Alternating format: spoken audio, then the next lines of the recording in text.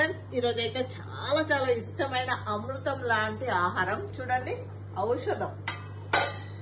ఔషధం మీకు మొన్న కూడా చూసి ఎల్లిపాయ కారాన్ని. ఇందులోనైతే కొన్ని మిరియాలు అన్ని యాడ్ చేసిన మంచిగా. ఎల్లిపాయ కారం జ్వరం వచ్చిందంటే చాలు, ఇంకా జలుబు అయిందంటే చాలు. మా అమ్మనైతే ఇట్లా వేడి వేడి అన్నంలోకి ఎల్లిపాయ కారం చేసిస్తుండే. అందుకే ఈరోజు నేను మా పాప కోసం చేసిన వేడి వేడి అన్నం.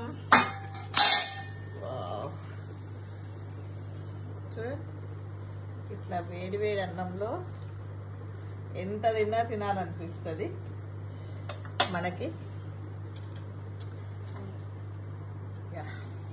వేడి వేడి అన్నం ఎల్లిపాయ కారం. మీకు కానీ జలుబు కానివ్వండి, దగ్గు కానివ్వండి లేస్తే తప్పకుండా ఇట్లాంటి ఆహారం చేసుకొని తినండి. ఇంకా మాటలు లేవు, వెంటనే కథం తగ్గిపోతుంది. మరి తినచుద్దామా? మీకు సాధ్యమైతే ఒత్తుగా తినండి, తొందరగా జలుబు కథం అయిపోతుంది.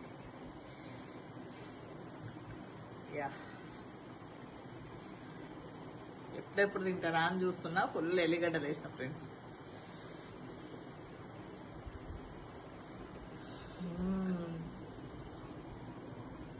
మస్తు అంటే మస్తు ఉంది. చాలా రోజుల తర్వాత తింటున్నా. చాలా బాగుంది. మా చిన్న పాపకు చాలా జలుబు అయింది, అందుకనే చేసిన. మీకు కానీ జలుబు అయితే తప్పకుండా చేయండి. ఓకేనా? మరి బాయ్.